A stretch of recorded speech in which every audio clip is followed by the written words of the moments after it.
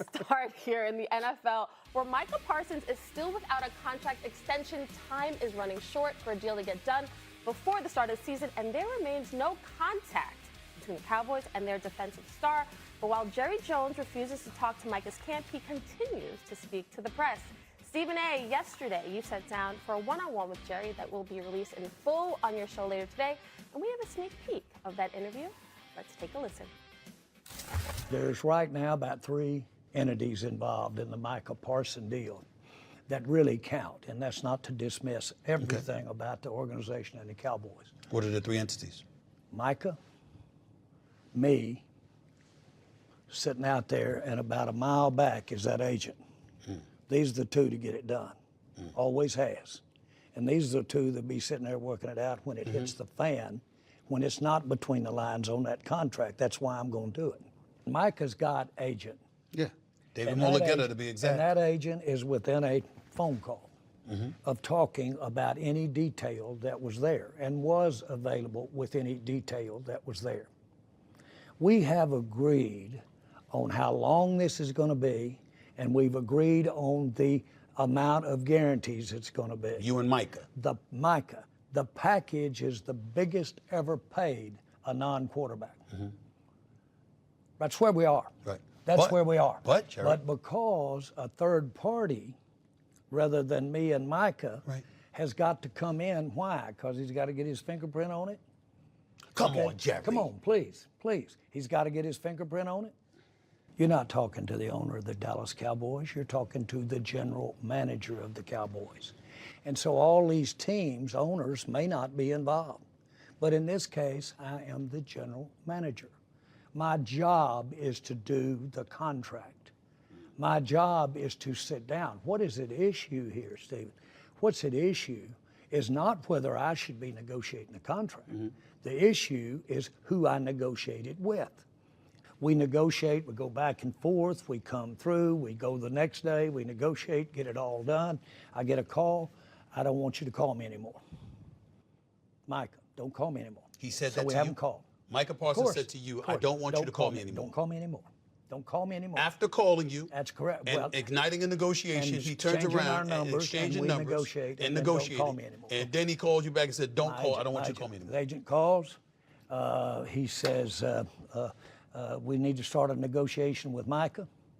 Guy says, well, we have negotiated. We'll send you over the deal. Proverbially, just keep it. I won't tell you where to put it, but just keep it. We're going to start a negotiation. Okay? We've had the negotiation, period. A lot there. All right, Stephen A., what was your biggest takeaway from your conversation with the general manager of the Cowboys? Jerry hasn't changed. Jerry is as resolute as ever. And his mentality is that I got you under contract for the next 3 years. This is last year your deal under the rookie scale. And then I can franchise tag you next year, and I can franchise tag you the year after. You ain't gonna walk around here acting like you got leverage that you don't have. I'm talking about Jerry. That's not me. I'm talking about, you asked me what my perception of where he's coming from is. That his perception is that I got you locked in for 3 years. You ain't going nowhere unless I say so. And that makes, obviously, a lot of people uncomfortable when you're listening to Jerry Jones. I love the fact that we played that sound. And by the way, it'll be posted on my show, the Stephen A. Smith Show on YouTube, starting at 12 noon, the minute that First Take is over. That's when it'll be up on YouTube in its entirety. It's over an hour long. And I think the thing that resonated with me is that he said, I didn't call him, he called me. He wanted to start this negotiation. We had a negotiation. We agreed. And then the next thing you know, he calls on the phone and says, don't call me anymore. I didn't hear that before. I don't know if that was the truth with Micah. I offered Micah to come on the show. Micah, he declined. He did not come on the show. I offered his agent, David Mulligetta, to come on the show. He hasn't come on the show. I'm not saying there's no negative or positive to it. I'm just letting you know. I offered all of them to come on the show.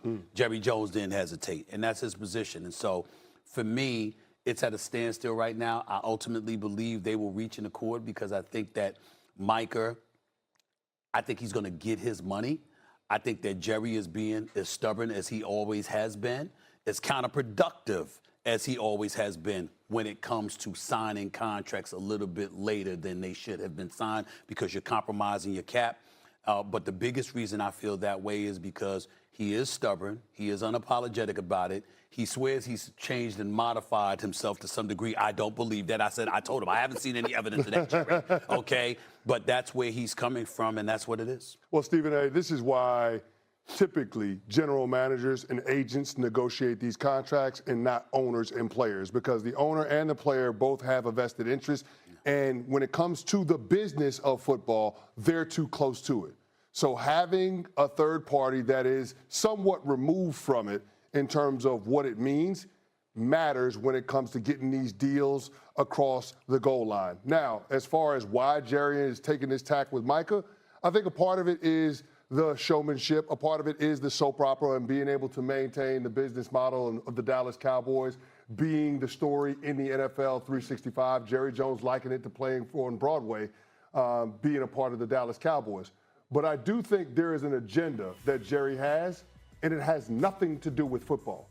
It has everything to do with pushing back against the resurgence of player empowerment and how NFL players have tried to push the envelope to get closer in partnership with owners, comparable to what we've seen from NBA players and in that league.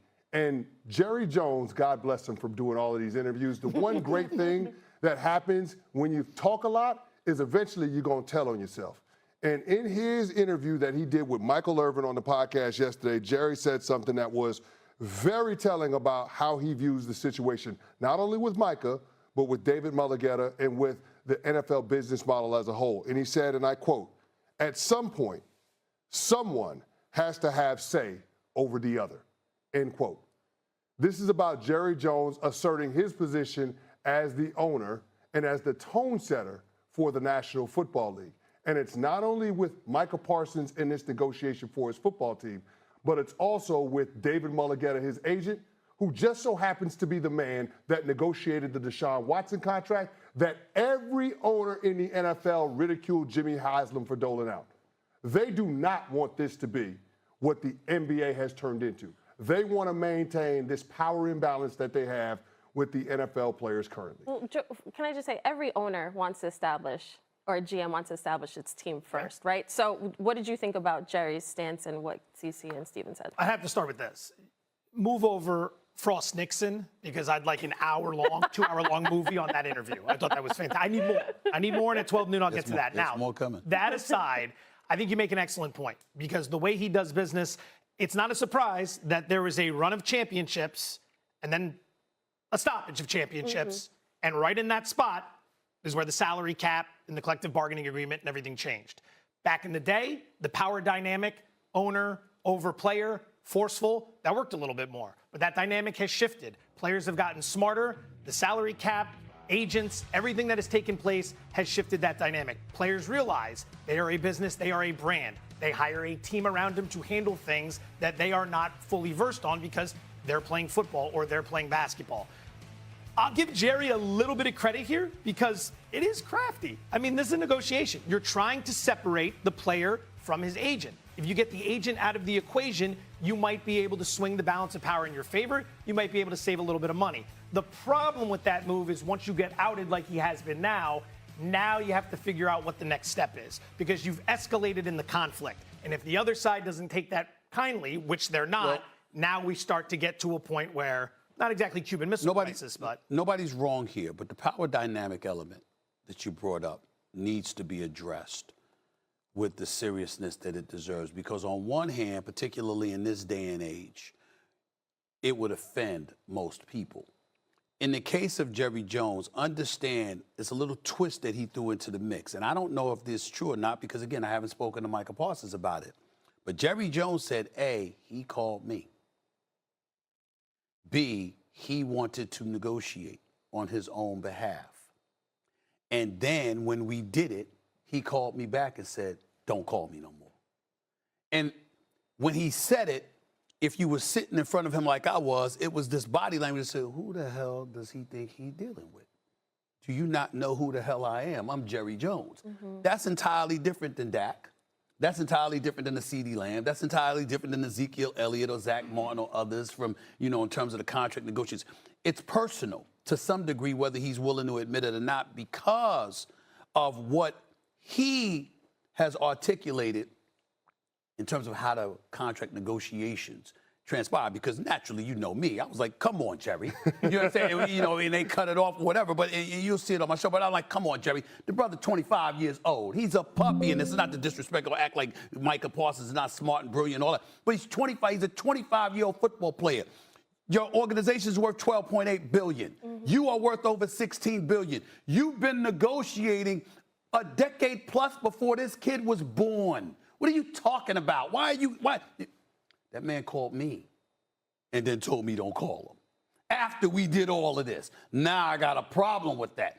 That's how he was coming at it. And that's why I think this particular negotiation is different than the others. Because he's saying his behavior is different than what the others were. You'll hear him bring up Dak Prescott and the difference between Dak Prescott and Micah Parsons as it pertains to how these negotiations have transpired. And again, whether you agree or disagree, he's on the record. And I tell people this all the time. If I'm interviewing you on First Take, that's different. Make your answers quick. We got about 8 minutes. I got you for more than an hour. Man, you talk away. Talk all you want. So I want to hear what you got to say. I want every syllable. I want it all. Go ahead, because I want to hear so there's no stone left unturned. You're going to give a complete answer. And that's what he gave. What do you guys think about what Steven's saying as far as one of the